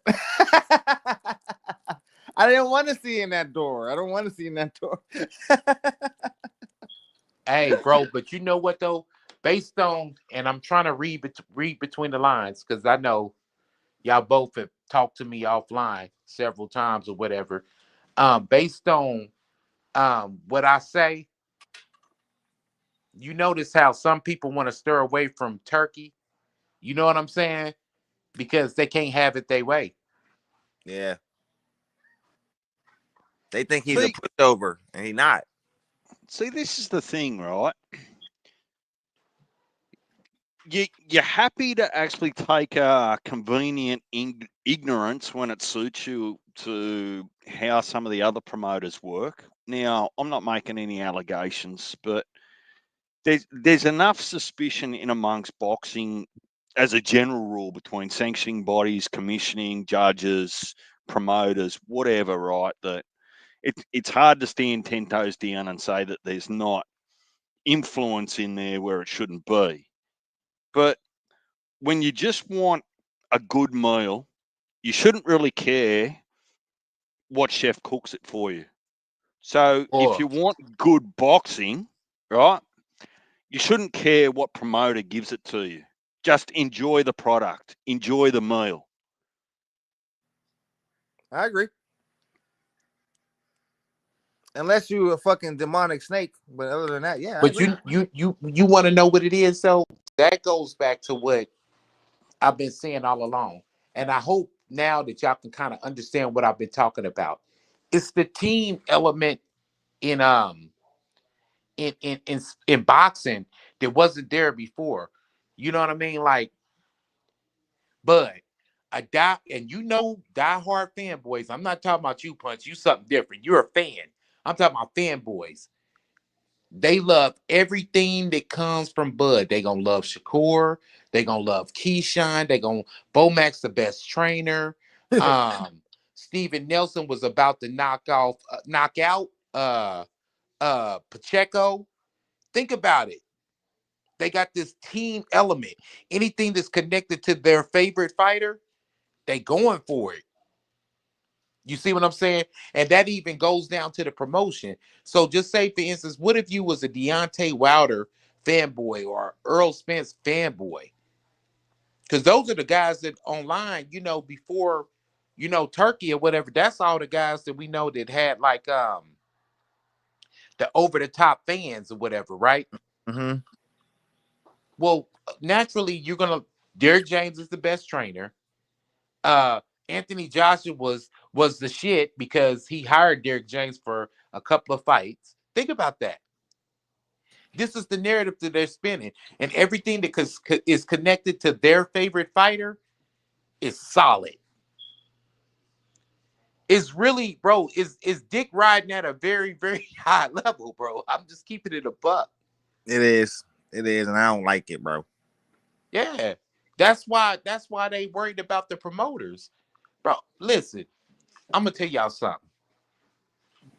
All promoters ain't shit. Guess what? Guess who has stables? Number one person is like a horse jockey. He's got a stable of horses. And what do? He jump on their motherfucking back and ride them and put them down once he can't ride them no more, right? Facts. Who else got stables? Pimps. Oh, here we go. I'm keeping it a buck though, bro. You turn a girl out, you put her out there. I know where this is going. And you have her jump in and out of cars and shit. You know what I mean? Until she get old and washed up, and then you get rid of her. Stables, promoters. You get fighters, and you have them fight and kill themselves, and they work their ass off. And guess what? When they get old and fucked up and can't even talk and shit and shaking and shit with Parkinson's, you get rid of them. I keep telling everybody, man, so you can't have no allegiance to a certain promotional outfit, bro. You can't. Yeah, them motherfuckers. Because they all piece of shit. Bro, you know, if anybody, I don't know how Australia is, but if you ever did anything in the way of criminality and some street shit, you know certain street rules. And it's a difference between somebody eating off of you and somebody eating with you. And a promoter's their job is to eat off of you. Can't stress that enough. Same way in the music industry. Yeah, motherfuckers tried to pay me in tickets, nigga. Crazy. I had a 4-rounder for $400. They tried to give me $400 worth of tickets. I sell them, and then that's my purse. No, nigga, I'm not about to sell no motherfucking tickets. I need my money. I'm already fighting for a low ass purse. Shit, for a 4-rounder. Speaking of that night that you and I had a good conversation, solved. Well, I'm not sure we solved them, but that clip that I ended up sharing with the group chat. How old were you? I was fucking it was in between a fight too. I used to blow up in between. I was gonna say it looked like you'd been in a good paddock for a little while, but yeah, I used to blow up in between fights, man. Just take a guess. Probably about what, 28? Shit. Yeah, I used to blow up in between fights, and I fought at 54. 54? You'd have made cruiserweight. Actually, though, bro, I'm like a real short dude, though, man. I'm only like 5'8". Hey, man, I'm 5'10". We ain't short, nigga. Right on. We average height, nigga. 5'6". Them is the short motherfuckers.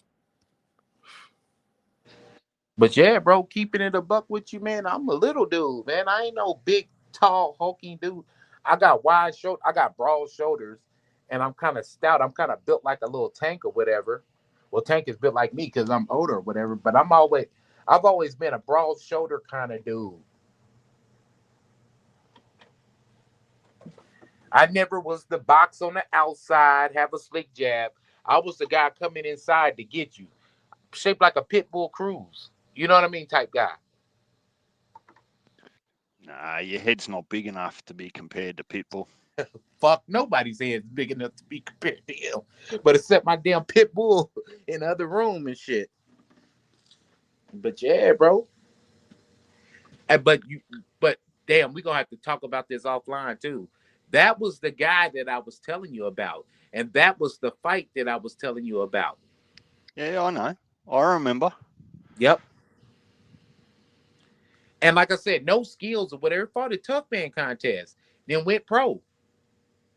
I got a question for you, Nan. What's that? All right, so we got you excited for the fight this weekend? Now which one is it again? It's Morrell, Mexican Monster versus David Morrell. Oh yeah. Oh, yeah, Matter of fact, I was watching the Andre Ward shit on that. Boy Pitbull Cruz is the co-main, right? Yeah. All right, so ain't you? No. Stephen Fulton versus. I mean, he ain't the co-main. Fulton versus Figueroa is. That's another good fight right there, bro. Yeah.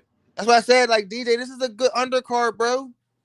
They gotta stack them though, bro, because they only got, bro. If you only got 2 or 3 shots a year to make a fight court, you gotta stack these shits. Yo, this because this is that's what I said. Like they trying to compete with that Riyadh shit because they know that card on February 22nd is gonna be fucking insane. So it's like, bro, we gotta try to get as many of these fights stacked while we can because we ain't gonna be able to compete with this shit.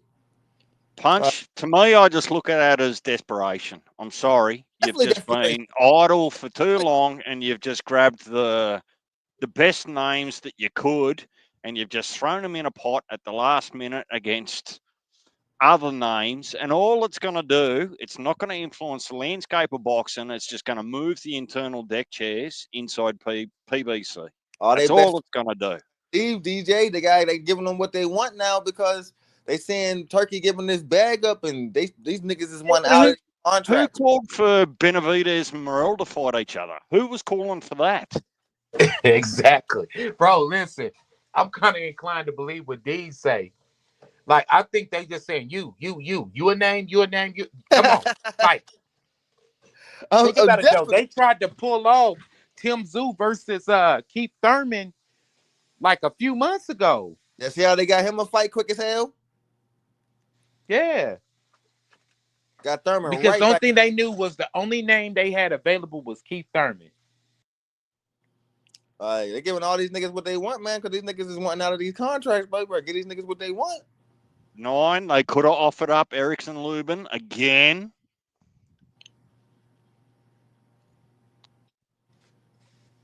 But they didn't.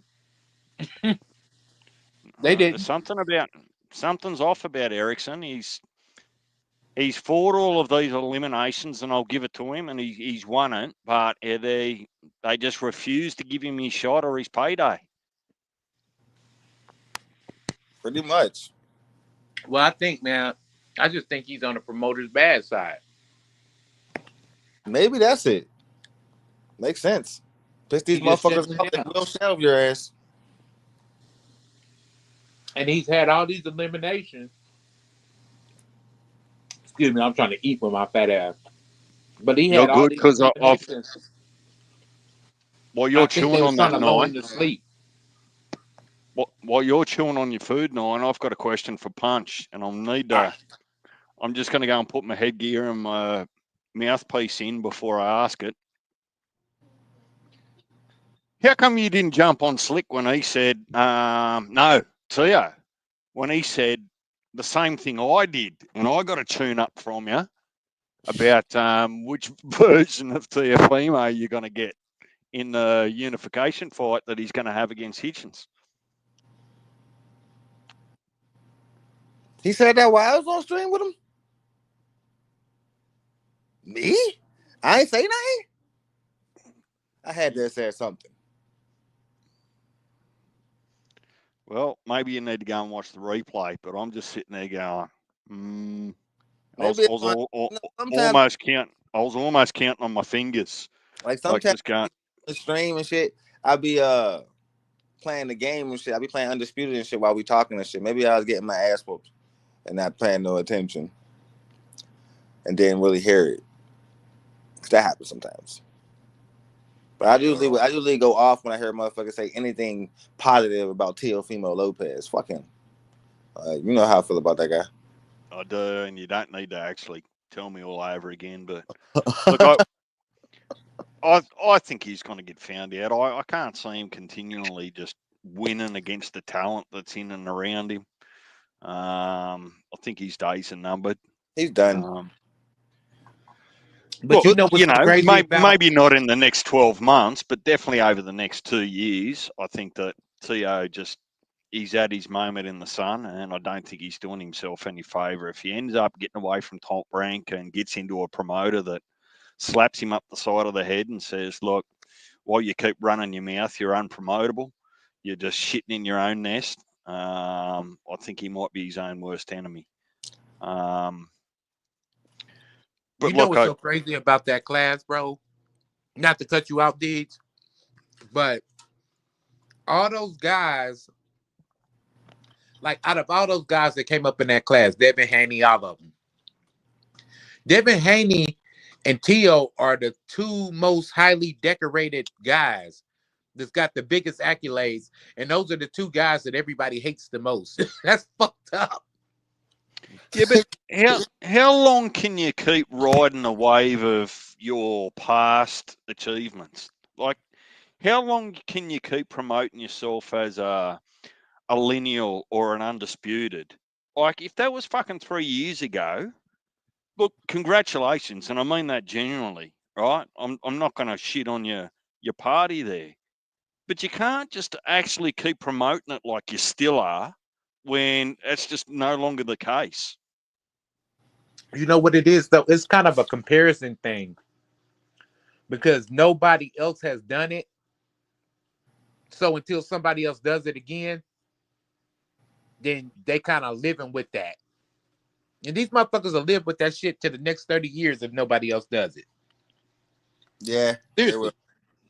Yeah, for sure. What's that like? Oh, I threw a touch as a quarterback. I threw a touchdown pass in a quarterfinal in the AFC, and they just keep reminding everyone for the next 40 years. Like, fuck up, man.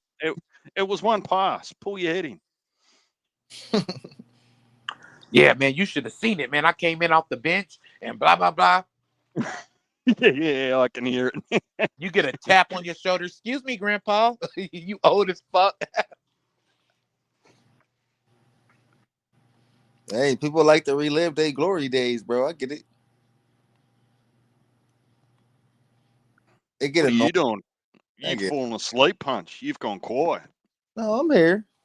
I'm just listening to y'all, you know what I mean? Waiting for a question to come. I was just sitting here like thinking how I'm gonna bet this weekend, bro. I don't know who to bet on with these fights, bro. It's just kind of crazy. I ain't been in this situation in a long time. But you know what, bro? Pull a 9, bro. You know, I don't have to bet on everything. I don't have to pick everything. Sometimes you want to sit back and enjoy the fight and just watch it happen. I think that's what I'm going forward. I know who the fuck I'm betting on going forward. Like, even like the Virgil shit, though, Deeds, like we was talking about, bro.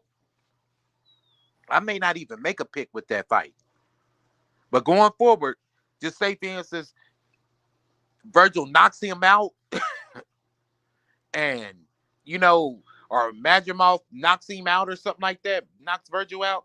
Going forward, I know who I'm picking against Madrimov and Boychek. I know. I got it. I get it. I have no idea who I'm gonna pick in that one, bro. That's hard. I've put most of the boys under what would I call a quick fire. Don't tell me why and how. Have I put you under the quick fire for some of these main fights for February? I think you did. On Punch's channel. I think the 9 came up real quick when I had that was that day I had all the Aussie homies on. I think we put 9 through the gauntlet. I think you got me, Boxing Kangaroo, everybody, bro. Yeah, Mark, all of us was up here that day. Yep. All right. So, Berinchyk, talk to me about the Dennis Berinchyk and Keyshawn Davis fight. Because I don't really know what to expect. Obviously, I've seen Keyshawn fight, and I'm not hating or loving, but I really, and I will do some homework, but I'm just not sure what to expect out of Berinchyk. Because the highlights that I've watched aren't against the Keyshawn Davis, to be fair. Right. Or Keyshawn Davis type, you know. That's what I say though, man. Like, you don't have to pick every fight, bro. Listen, some shit comes down the pipe, you be like, hey, I never seen this guy fight this style. I want to see how he reacts. Now we gonna see, like I always say, we gonna see what's under the hood. Now we gonna see. You know, what does he have up under the hood? And why is everyone picking Rougarou over Duarte? Because Rougarou's tight, bro.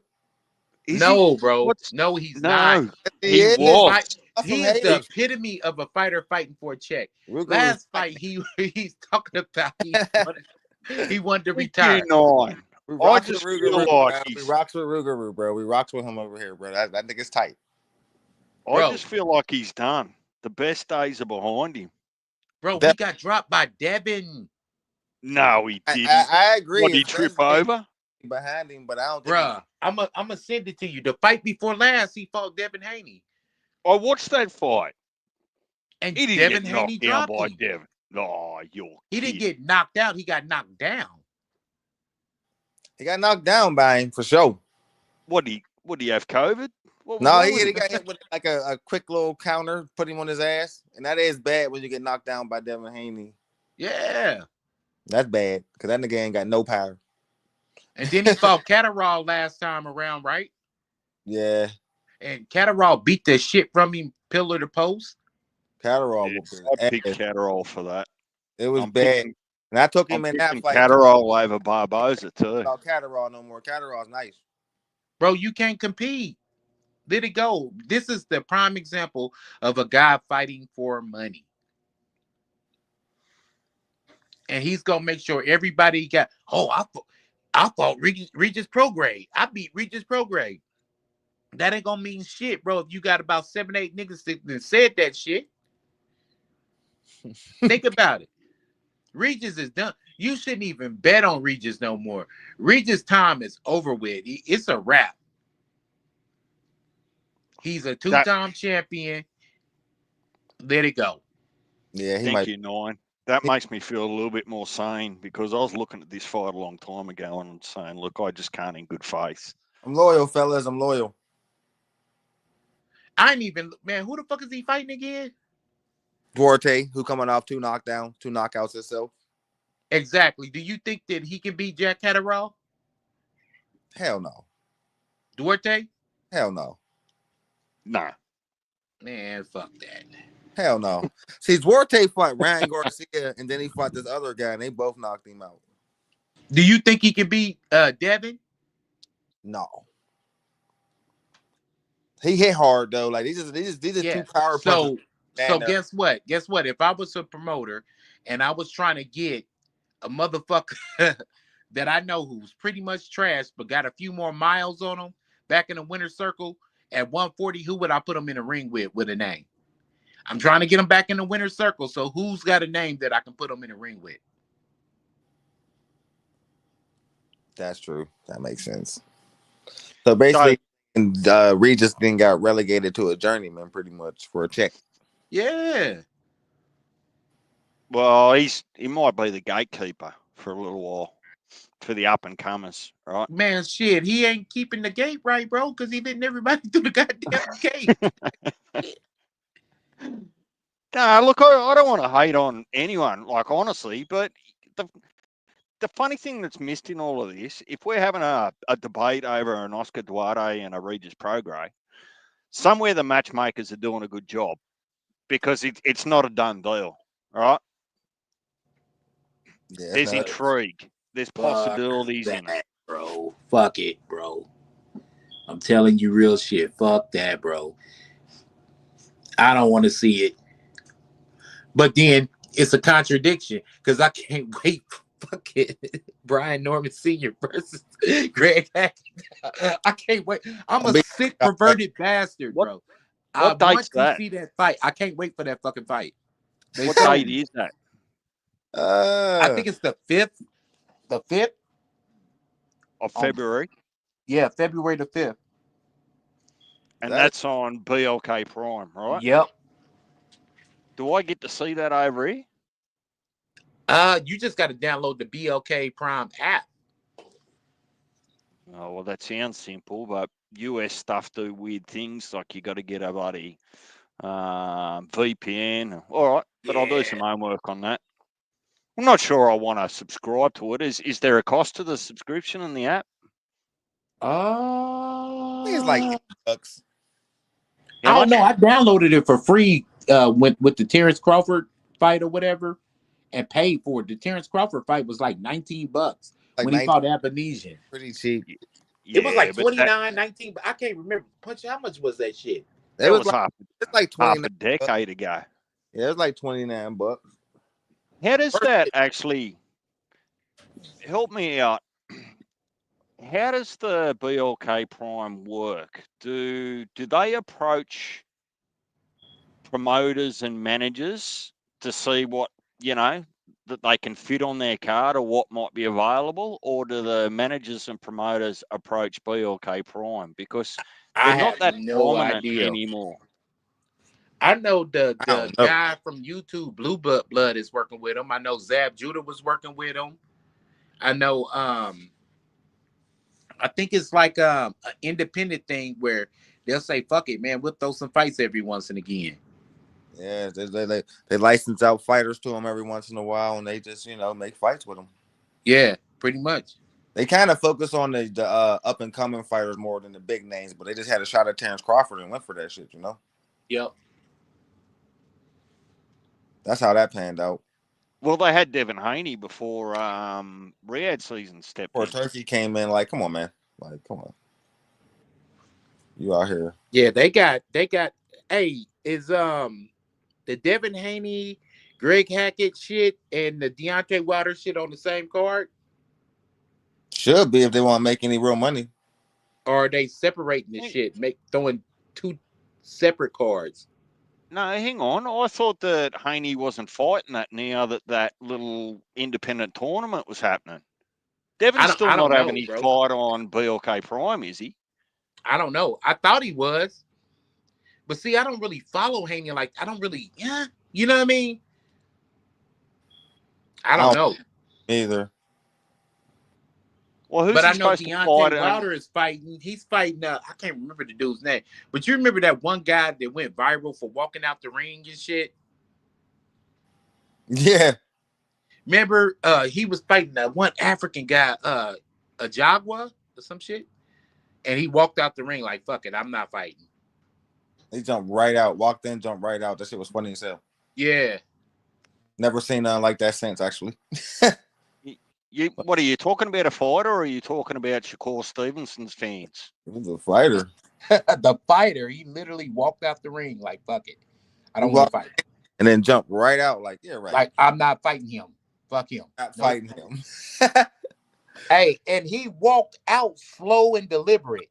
It was kind of funny. He jumped in the ring and then jumped right back out and walked off. Everybody was like, "What the fuck just happened?" It was crazy. Like, I'm not getting beat the fuck up today. Buddy was in the ring stretching his shit. Like, damn, where the fuck dude go? He was in the ring stretching his shit. Shadow boxing like a motherfucker. Dude just walked out. But that's the guy that Wilder's fighting. So Wilder don't beat him, bro. I don't even know. Man, Wilder better beat him.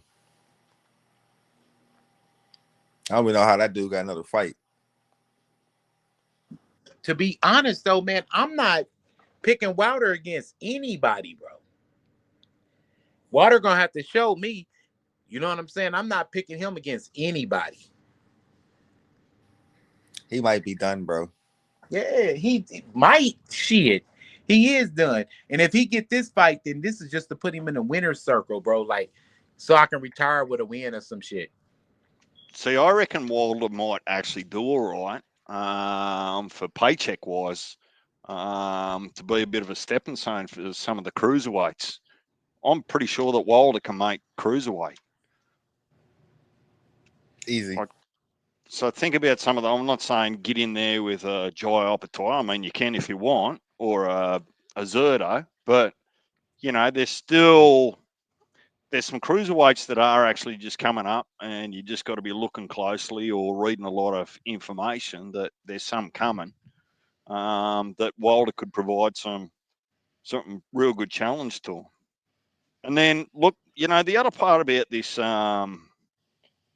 February 22nd card, you've got Carlos Adames versus Amaz Shiraz for the WBC middleweight title, right?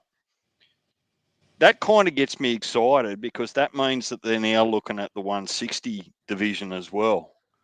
So, yeah, that should have you know, been cleaned up, bro. well, there's not a lot happening there, right? I think last year the only notable middleweight stuff I can remember, other than a couple of fights falling through, was our Aussie guy, Mick Zarafa, got knocked out by a jab by Arizine Lara in the second round.